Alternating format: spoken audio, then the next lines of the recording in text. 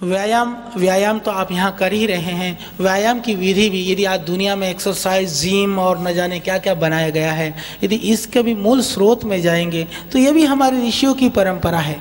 आप गर्व से कह सकते हैं कि लाखों लाखों साल पहले हमारे ऋषियों ने व्यायाम के लिए कहा था कि शरीर चेष्टा या चेष्टा स्थैर्यार्था बलवर्धिनी देह व्यायाम संख्याता मात्रया तम समाचरित, कि यदि शरीर को जो चेष्टा, शरीर को स्थैर्य और बल प्रदान करें उसे व्यायाम कहते हैं। तो जितने भी शरीर को शक्ति प्रदान वाली क्रियाएं हैं वह उसका आचरण, उसको करने का विधान हमारे ऋषियों ने किया था। परंतु एक बात और भी कही थी, आजकल मैंने देखा है लोग थोड़े दिन में अपने मसल्स बनाने के नाम पर और अपने आप को तंदुरुस्त करने के नाम पर, विशेष करके हमारी युवा पीढ़ी, हमारे भाई और बहनें जिम में जाते हैं और ज़बरदस्ती एक्सरसाइज करते हैं। कोई अपनी कमर तुड़वा बैठता है, कोई अपने मसल्स को खिंचवा बैठता है। तो उचित मात्रा में व्यायाम करना बहुत ज़रूरी है। इसीलिए कहा कि मात्रया तम समाचरित, यदि आप सही ढंग से अपने शरीर को बनाना चाहते हैं तो मात्रा पूर्वक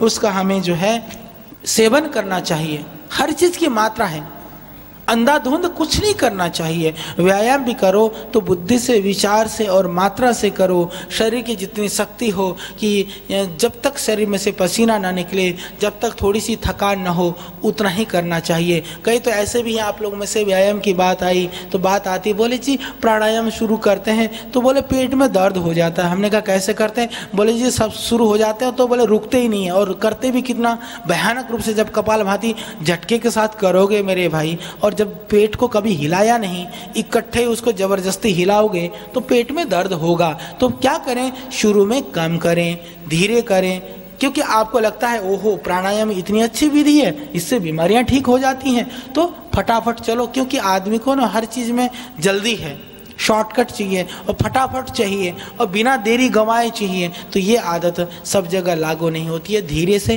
प्यार से, निरंतरता से आप करें और पूरा लाभ पाएं। और जो व्यायाम करने लायक भी नहीं है तो वह भी मैं समझता हूँ कि आप प्राणायाम के द्वारा उस विधा को प्राप्त कर सकते हैं।